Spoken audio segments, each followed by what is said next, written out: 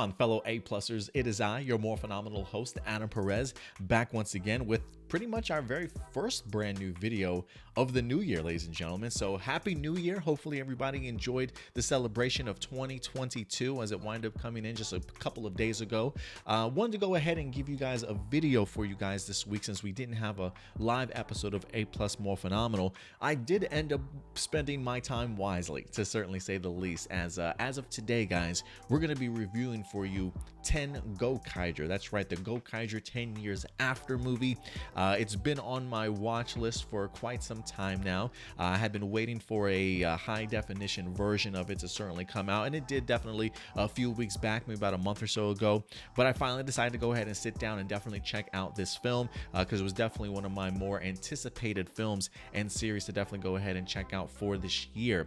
For those of you who don't know, Gokaiger has a very warm place in my heart. It's the very first Super Sentai series that I was certainly introduced to, that sat down and watched in full, and it made me fall in love with Super Sentai ever since then. So this particular team does have a very special place to me, certainly means something to me. So to be able to go ahead and revisit this team 10 years after their series, one, I felt like we probably could have seen this coming, right? But at the same time, I was thoroughly surprised when it was officially announced to us. This is definitely a team that certainly warrants a 10-year after movie, and hell, if you ask me, maybe even a 20-year after movie, just based off of the legacy that I think Captain Marvelous alone has certainly made for himself, along with the rest of this particular team. So I definitely do think in the future they will continue to be a pretty big part of Super Sentai, and probably, even if I had to go out on a limb, maybe even Kaizoku himself, especially with us switching over to the Reiwa era as of a couple of years ago too. So really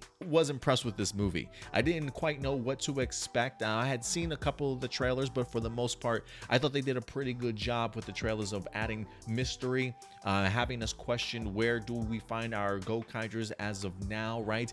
It felt very much like, just on the trailers alone, that we were going to get a situation where something broke up the Gokaigers and now they're being pitted against each other, sort of thing. I love the fact that this has a great story to tell, but also has some great twists and turns, and at the end of the day, get an opportunity to see the Gokaigers just being their old showy selves again, right? Like, why should we ever doubt the Gokaigers at this particular point in time? But I really enjoyed it, man. I truly did. I love the time period. I love how long it's been since the Gokaiger team has certainly been on Earth. A lot has certainly changed, to say the least. I thought the concept and the idea of the Ministry of Defense utilizing and acquiring the Ranger keys to go ahead and turn into what they call a Super Sentai Derby Coliseum, which is pretty much just a betting ring, if you will, of battles between Rangers from all past Super Sentai teams, that's really made available to anybody in the public. Doesn't matter what your age certainly is. I mean, you can be somebody in high school. As long as you got money, you can definitely go ahead and bet on these particular fights. And I gotta say, I think for me, what I loved about this story is that it feels very much more current time and where we're at right now, right? Like, I feel like sports betting is kind of taken off. For myself, somebody that does fantasy football sort of thing, right? They've got other things called DraftKings and all these other little organizations and stuff where you can bet money for individual players and things like that, right? People on other teams. This feels very much like a fantasy football. It could even be NBA fantasy for all I know. Just the concept and idea of how our technology has changed, and really the idea of just betting in general has really kind of taken off. So the idea that it's utilizing Super Sentai is a pretty cool twist on it.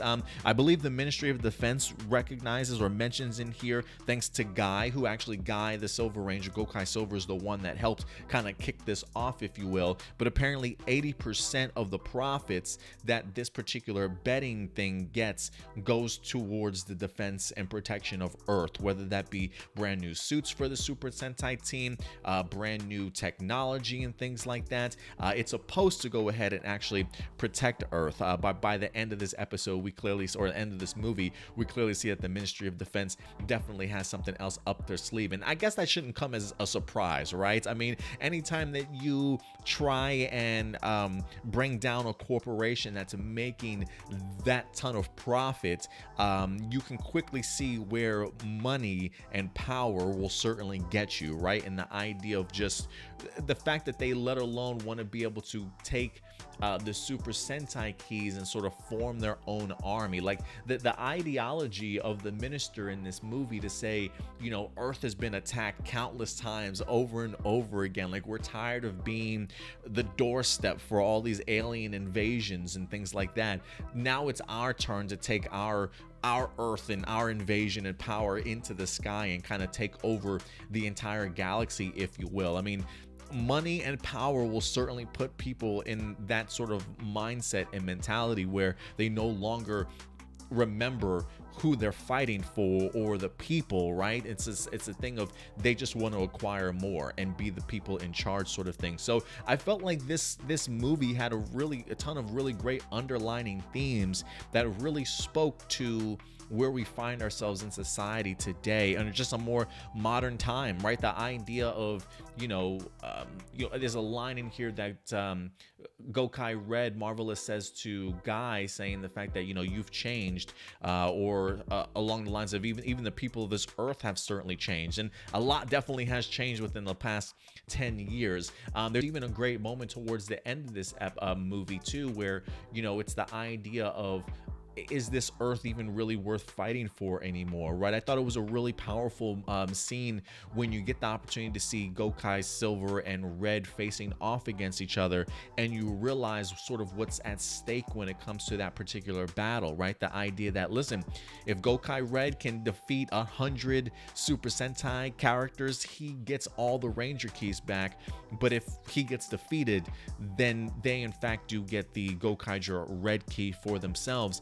And to be able to see the excitement of the crowd in the announcement of the battle, and then when they realize what's at stake, and really how they truly sort of throw Gokai Red under the bus because of the idea of, you're taking away something that's one of our favorite pastimes, sort of thing, right? Like, it's pretty crazy to kind of see the mindset and how quickly things change when you realize the idea of something being taken away from you, right? Maybe not even understanding the true impact, but you being so invested in it that the idea and notion of it not being there anymore makes you flip your switch, right? And kind of brings out a different side to you. I think they even showcased that a little bit with Doc in this movie too, when he's gambling. I mean, homeboy's already tight on money, but here he is drawn into the idea of Super Sentai gambling and battles, trying to put out bets, losing money, trying to win it all back, sort of thing, right? It is something that can be very addictive and certainly change a person's personality. And so I found it really telling to kind of see the people of Earth now rooting against Marvelous when they realize exactly what he's trying to do. And it does bring up a really great sort of question in this movie, especially one that's presented by him. The idea of, does this mean that this world is not even worth protecting, right? Even the little boy that we get to see at the very end sort of questions Marvelous's idea in a sense, like, we're earthlings, right? Like, we're the people that are so used to being invaded and killed and captured and all this other stuff, and now here you see society changing things around. Now they're sort of becoming the monster, right? They're the ones that certainly want to go out there and start causing mayhem and take power for themselves and conquer the sort of galaxy. When you start having those changes in society and people's minds start changing to something like that, does that mean that there's certainly no good left in this world? And I feel like, again, when it comes to the themes of this movie, really hitting the nail on the head in regards to several different themes that us as a society is going through. The idea that there's always something worth fighting for when it comes to Earth, right? Like, there's always going to be some level of good or something worth making changes and strides towards, regardless of the opposition that's in front of us, how sometimes that hill or mountain seems way too tall to climb, right? The idea that there is always going to be a reason to certainly keep pushing. And I gotta say, a great surprise in this movie for me to kind of see and realize that the same kid that we saw very early on in the season of Gokaiger that really kind of gave that pushback to Marvelous, you know, wanting to fight, and Marvelous giving him his Gokaiger, the kid that wind up turning into, who was it, Shenkinja Red, I believe. The fact that they managed to get that same kid back into this movie 10 years after and have that much of an impact on Marvelous, to where Marvelous immediately recognizes that kid, and then not only that, but even uses his same phrase towards him, right? Like, you know, where's the value in Earth? Well, it's everywhere if you look for it, you know what I mean? I think he says, like, you're a pirate, why don't you go look for it, sort of mentality. And the fact that Marvelous has, and he understands that, like, despite where Earth finds himself at, despite the idea of him knowing what's certainly going on and doing his best to certainly stop it, and see the people booing against him, right, pushing back, the fact that somebody like Captain Marvelous, if you go so far as to episode 1 of Gokaiger, didn't even care for the planet Earth, right? But you see all the experiences, all the battles that Marvelous have been through, and even despite seeing where Earth is today, he still sees the good in this particular world in order to certainly still fight for it. And I think that's something really telling about the Captain Marvelous character, and just really how great this movie is in regards to just its storytelling purposes, and just really hitting the nail on the head when it comes to a lot of the themes, and making us feel very much present and modern day that we certainly live in. So I really had a fantastic time with this, you know. Sometimes the Guy, I want to say maybe sometimes Guy in this movie is a little bit too annoying. I think there's a little bit of naivety behind him, but I feel like he's always kind of been like that as a character. You know, him and Doc definitely did share a lot of moments and certainly some time on Gokaiger, so maybe a little bit of Doc rubbed off on Guy himself. But I think it's also really telling for the Guy character, who says he's been here on Earth for the past 4 years and hasn't spoken to anybody. And despite the fact that I think as a viewer going into this movie, you think that they've disbanded, you think that something terrible has happened, right? And they haven't, you know, they haven't been together in a while.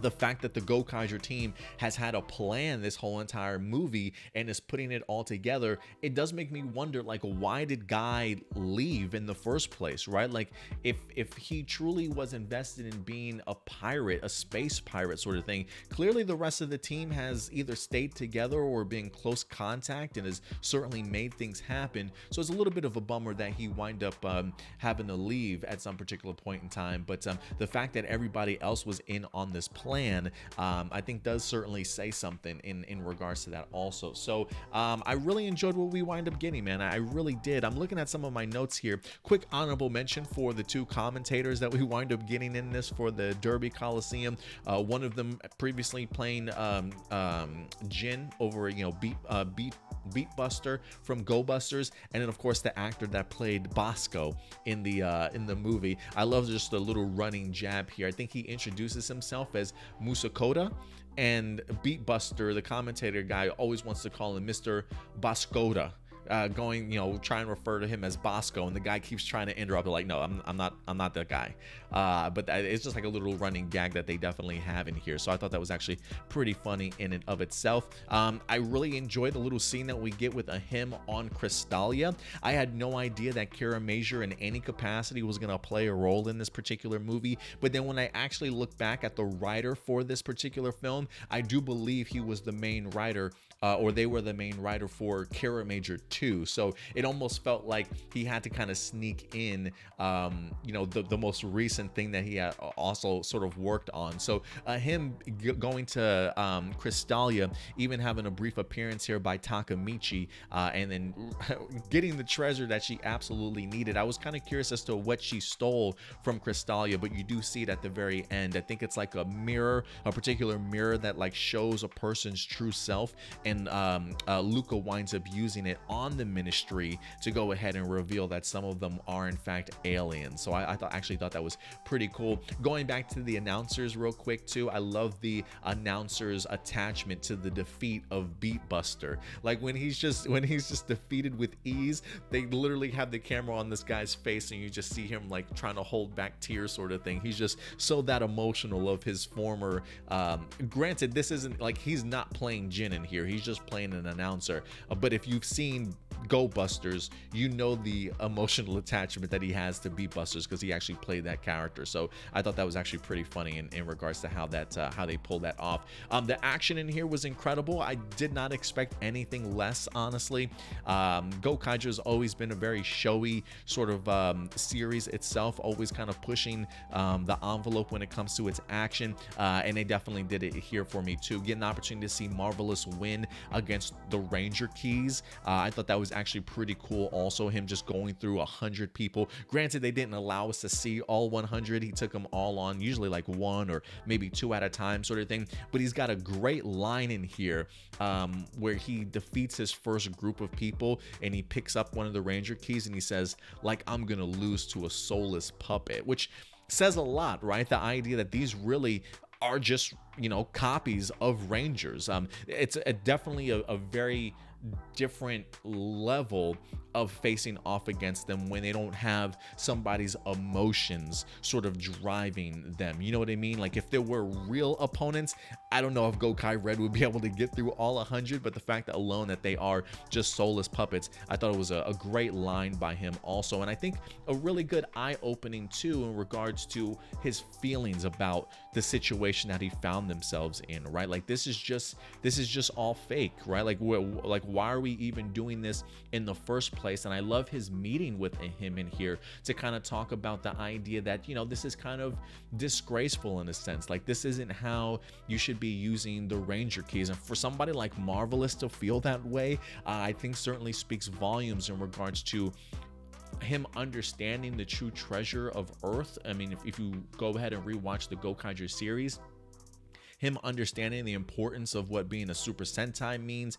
even all these abilities sort of thing, the fact that they work so hard to get these particular Ranger Keys, and now these Ranger Keys have just been handed over to somebody to be used as a betting game sort of tool. Yeah, I would be a little bit pissed off too, in a sense, like this is how the Super Sentai legacy is going to be sort of remembered, right? It's pretty tasteless and pretty disgraceful. And so I love that line alone, and then his meeting up with him to really go and showcase Marvelous's true feelings in regards to the fact that he really has respect for the Ranger Keys and how they're certainly being treated. So I thought that was actually pretty telling, to certainly say the least. Let's see here.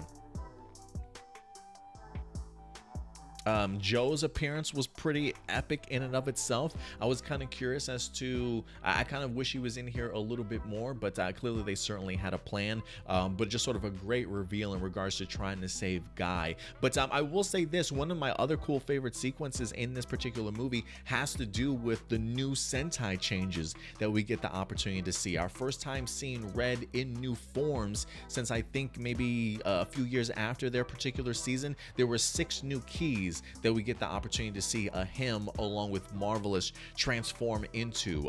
Him wind up becoming Real Soul Red with the skirt, mind you. Same thing with Karame Red and Lupin Ranger, all with the skirt.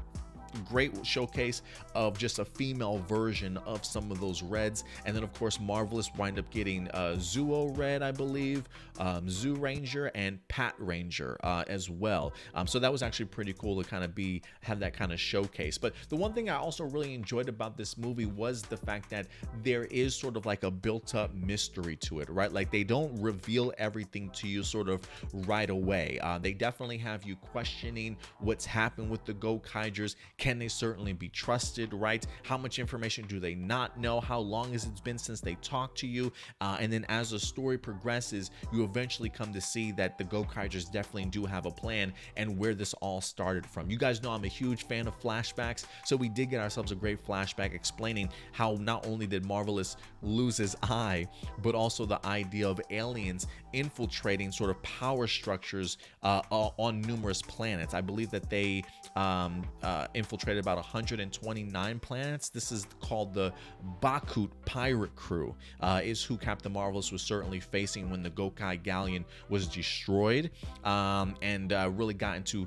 a huge battle with them. Clearly wasn't able to defeat them on their own, but this is an alien race that infiltrates power structures of numerous planets just to allow them to kind of destroy themselves, if you will. And it seems as though they've made their way over here to Earth and are using the Ranger keys to their advantage in here. And so now that Marvelous has enough evidence he needs to show the after seeing some of the power sets and things like that, he definitely knows that it's the Baku Pirate crew in charge here. And so I thought the battle was pretty cool. Great flashback in here also, and I love just a little treat at the very end of this movie to let us know that, oh yeah, the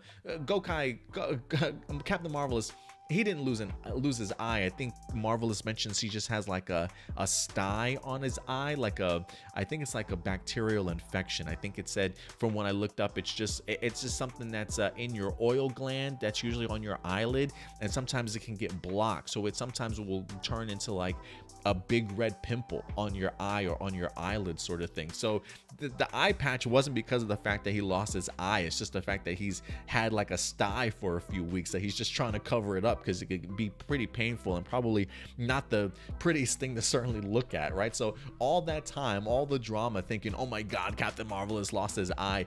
The reveal is just as bad as learning that some cat scratched out Nick Fury's eye for him to have the fake eye in the first place, right? Like, it's that kind of a letdown, but I think the sty is a little bit funnier to me, because at least we know Captain Marvelous hasn't officially sort of lost his eye. But overall, I was a real big fan of this movie, man. I truly was. I thought it was rather epic on all regards. Getting an opportunity to see how a lot of these characters grew was fantastic. I would have liked to have seen maybe a little bit more of what they had been up to, but you can clearly see the growth within this team. I mean, Him is as confident as she comes now, fully embracing that pirate side. Joe is still as badass as they come to, and Luca's still pushing people around when it comes to Doc and just having her way sort of thing. So great stuff, man. Really great stuff, and love to see that the Gokaigers have not disbanded. They still have a reason to certainly fight for this particular world. So some great battles, great surprises and cameos,